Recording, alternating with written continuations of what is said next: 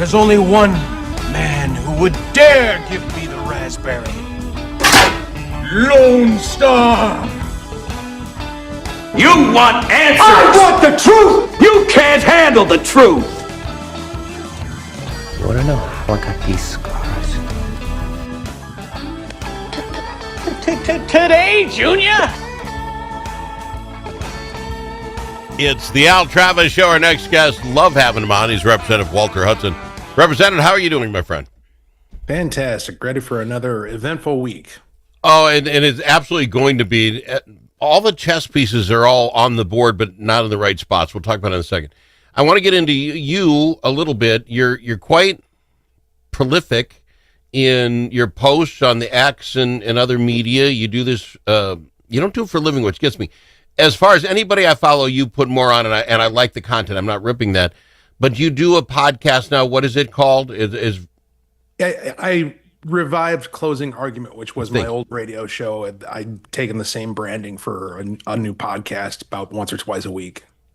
And again, so I can sign up for that, just follow you on the X and it'll show up. How do I get to the podcast that I can use? Yeah, that? so anywhere where I'm on social media, so X, Facebook, YouTube, those are the primary channels.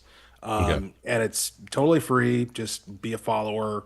I do have some paid membership bonuses, but overwhelmingly the content is available for free. Are you a computery kind of guy? And I guess all this stuff we chatted a little beforehand, you use something that puts the audio down so you can read it as well. It's very interesting. But that's not like your job. You're my representative. So, I'm sure other people do more of it, but they're sitting in their basement, with nothing else to do all day. How do you just find that fascinating? You enjoy that part of the work?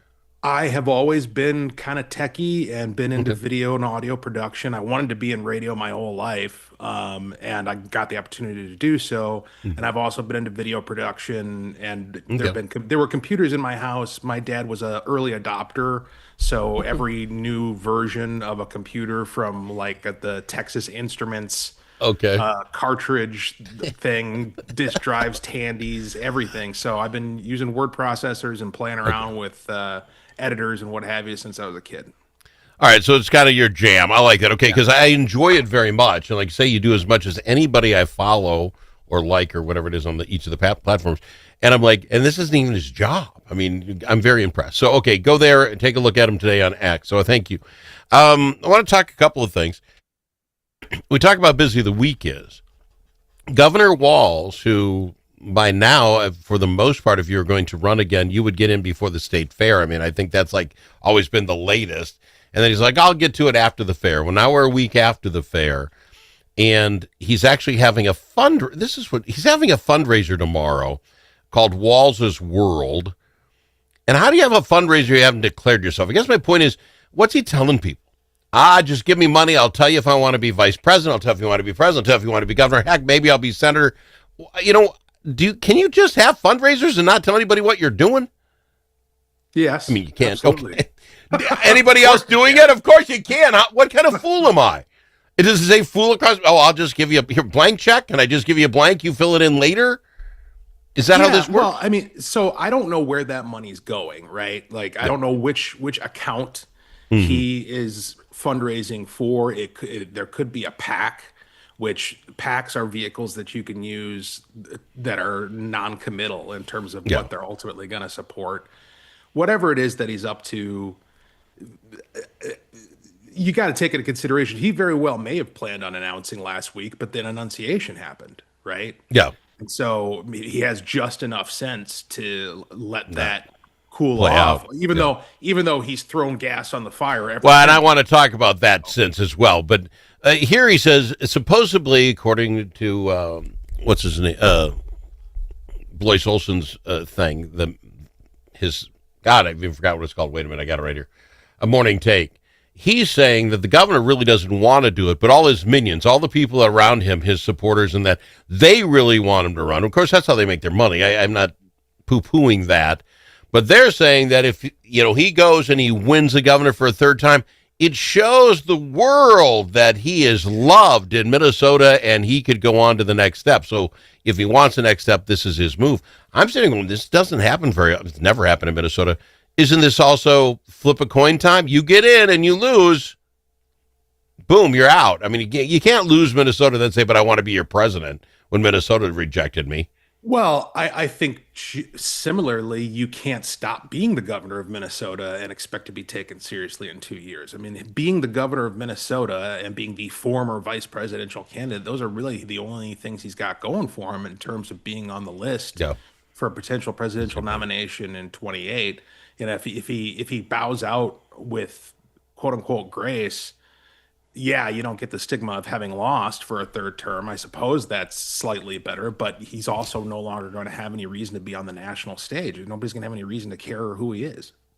Can you fake this? And I guess where I'm at is you've run for, obviously, you're a representative, you've run for office. Statewide office is a lot of work.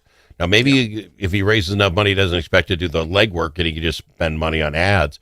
But you have to be committed. And here's a guy who his people are discussing, trying to talk him into it because he's not real convinced. I'd like a convinced governor that you really want to run the state. Is that asking too much? I think that's just a narrative. I don't think he's sitting around indecisive. I think they're just putting that out there in order to make it sound like he's the reluctant hero who really doesn't want to do that. He's the George Washington of the left who doesn't really want to be king. You know, that to me, that's what's going. This is not a guy who, in my experience, has ever had any degree of humility or hesitation regarding how he's going to operate or his ambitions. Yeah. That's fair enough. Let me ask you this, though. With the way he's acted recently, and I'll bring up a couple examples, does this sound like a man who is not running and just going to burn bridges on his way out the door? Does it sound like a guy who's placing himself in the governor's image? Or is he a guy going after Trump? He came out 10 days ago and said, what's it take to be a Republican? You just got to pick what stupid red hat to wear, or, you know, how cruel am I going to be today? And I'll do anything the fascist says. I mean, just rip half the country. And then after the Annunciation shootings last week, he was all making fun of the president getting shot, dying over the weekend. Labor Day, supposedly Trump had died over the weekend. Well, we were all hoping to get the news, but didn't get it this day. Don't worry. Someday we're going to get that news. And I think what we sit here and talking about bringing the rhetoric down in Minnesota. You had the Hoffman-Hortman shooting. You had the naked guy in the Capitol, and then you have and he's making fun of the president dying. Right. Is it tone deaf, or is there a play here? Both. It is both tone deaf and a play. Because listen, step number one to getting the presidential nomination is being the winner of the pageantry that is this caucus convention process, right? You see it all the time where people have to get their own rallied up and fired up before they turn around and try to do the general election thing. And Walz is very good at that, right? He's very good at playing the chameleon of acting like a complete rabid socialist that he is. And then turning around and playing like he's, Mr. Statesman who really cares about the people when he's in front of a more general audience. To me, that indicates very clearly that he does intend to run. Because, again, if he was looking to bow out, if he was looking to just kind of gracefully establish his legacy and move on, he wouldn't be engaging in these moves that are obviously so inflammatory and actually detract from him being able to leave a legacy, right? Like if in this moment, particularly after the Annunciation shooting, if he wanted to set up a scenario under a divided Minnesota House where we have a 67-67 tie, he would be working behind the scenes quietly to negotiate an agenda that he could land on and say, this is my legacy. This is what I'm leaving behind for the state of Minnesota. Something that that unifies the state, that truly is one Minnesota, that brings us all together. But he's not even attempting to do that. So let's get this special session in a second. But I'd like to ask you, though, one Minnesota, at least let's pretend he wants one Democratic Minnesota. Yeah. He's not helping his team by doing this. Now, again, he had no idea the Annunciation thing was going on. we get through. I'll announce after the session. Well, then he had a special session, and then you had no idea the Hoffmans and the Hortmans was going to go on. How long can he go down this road without letting any of the other folks know where to fill in the gaps on the Democratic team? Right? I mean, if you want to be governor, he's hurting his own squad. I guess is my point. Does he not care? Oh, Yeah. Well, they're not him, and it's all about him, right? Like, why would he care what's going to happen after he's gone, right? This is my whole point. He's not a statesman.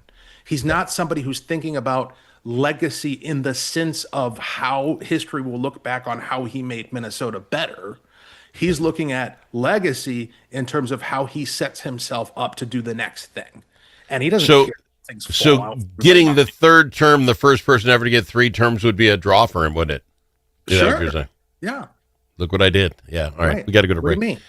When we come back, the special session, is it on? Is it not? Again, back to I don't understand the gamesmanship. I'm not this smart. But even folks that are leading his party, Lance and Marty, have said, why would we do this? We don't have a plan yet. We'll talk about that on the other side with Representative Walter Hudson on the Al Travis Show. Hey, Brian, what do you call a lobbyist with a sense of humor? Me? Close. Momentum advocacy. We help clients get real results at the Capitol with strategy, relationships, and just enough charm to make it fun. From policy wins to media spots, we've got your back. Nonprofits, businesses, coalitions, we've helped them all. And we do it with nearly 90 years of combined experience. Momentum advocacy. As always, your friends at the Capitol. Learn more about our team at momentum-advocacy.com. Achieving your financial goals requires individual planning and a comprehensive approach. At Midwest Money Management, our mission is to provide you with the knowledge, tools, and confidence to feel comfortable financially today and secure about tomorrow. Learn more at MidwestMoneyManagement.com. That's MidwestMoneyManagement.com. Securities offered through JW Cole Financial Inc., member FINRA and SIPC. Advisory services offered through JW Cole Advisors Inc., Midwest Money Management, and JW Cole Financial Inc. and JW Cole Advisors Inc. are unaffiliated entities.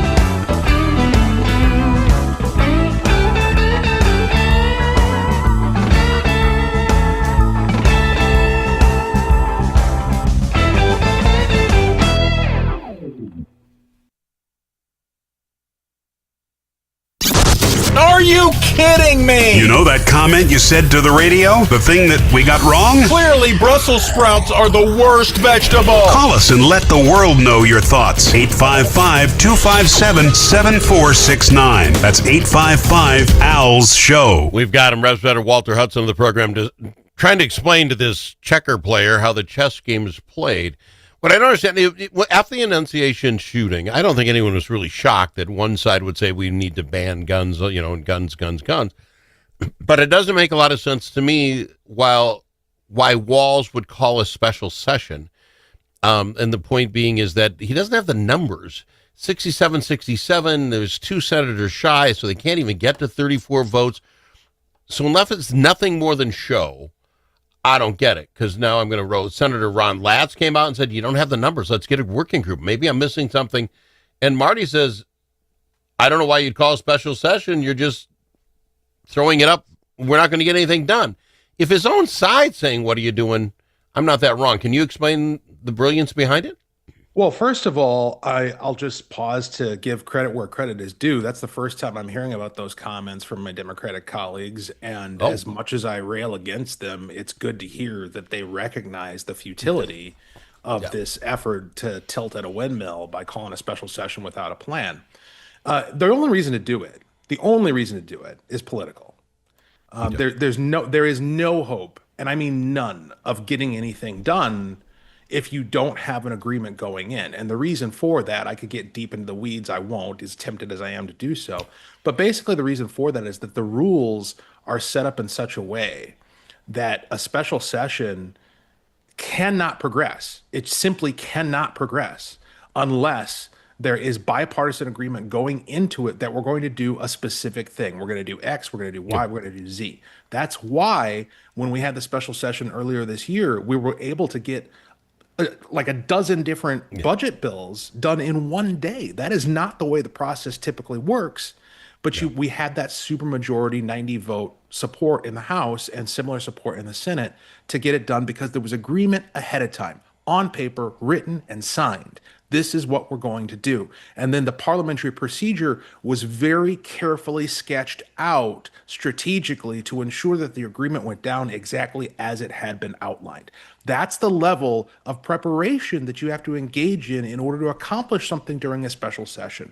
And so to just call one with no plan, there's only one reason to do that, and that's to be the ringleader of a political circus. Well, see, I was going to say, he hasn't even talked to your side yet. And I guess when I look at it, I try to follow along. I get the Lat stuff out there. But the only one who looks sane in all this seems to be Representative Demuth, Speaker Demuth, who comes out and said, if we're going to do this, we're going to look at mental health, we're going to look at this, and we're going to look at energy as the 3 legs. And like, well, that seems thought out. The idea of just, I had one senator talk, we could get that binary trigger thing voted on again and get that back because they lost it. I'm like, that has nothing to do with any of the shootings we saw this summer. So I guess if anything, they're making you're laughing. It makes your boss, Demuth, look like the only one who wants to talk real results, and the rest want to put you all on the hot seats because you're running for office. It looks like a game. Will Minnesotans fall for it? I think we're getting too smart. I think there's too much of the web out there for people anymore. I agree. 100%. And that's been my point in response to all of this, is that they are playing an old game. They're playing a game that used to work when all you had was legacy media and people got their news from their 6 o'clock evening local news and their major newspaper, and that was it. They are playing a game that is directed at manipulating a significantly less sophisticated electorate than we currently have. People know what the hell is going on now, and they understand dynamics and propaganda and psychological warfare significantly better than they have in the past. They see examples of it every single day. And so this idea that you're gonna call a special session and then you're going to take whatever the voting records are of how the votes go down on frivolous urgency declarations on the floor and use that to campaign and win in 2026. Listen, you're giving us an opportunity too. by doing this. Okay. That's You're giving us an opportunity to point out the fact that you want to ignore the fact that you made insanity a protected class. You want us to ignore the fact that you took SROs out of school. You want us to ignore the fact that you wanted to defund private schools, including their security. I mean, the opportunities for us to hammer them over their head are significantly greater than their opportunity to say something that everybody already knows, which is that we support the Second Amendment.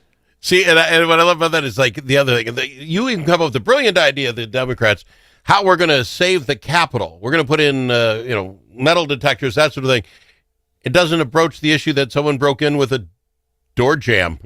A piece of, I mean, if you can't figure out how to solve your problems, do I really want you in charge? I think we're getting to a point. It's like, give me something of any substance or go away, because you're just wasting my time, especially with all the waste, fraud, and abuse. Representative Hudson, I love having you in the program. Thanks for busting it down for me, because none of this makes any sense. But this is going to be a heck of a week, because I presume, when do you think Walz has to decide, get in the game or not? I don't know, but I'll tell you, the reason why, it's not that you're dumb, Al, it's that you still have hope and innocence and are a happy guy. You're not cynical enough yet. You're not cynical enough yet. It'll all make sense once you become a more cynical human being. Pull that curtain back. Let me take a look at how it runs. Thank you, Mr. Hudson. I love having you on. Appreciate it. Representative Walter Hudson on the Al Travis Show. Think about it. A famous politician once said, "You're entitled to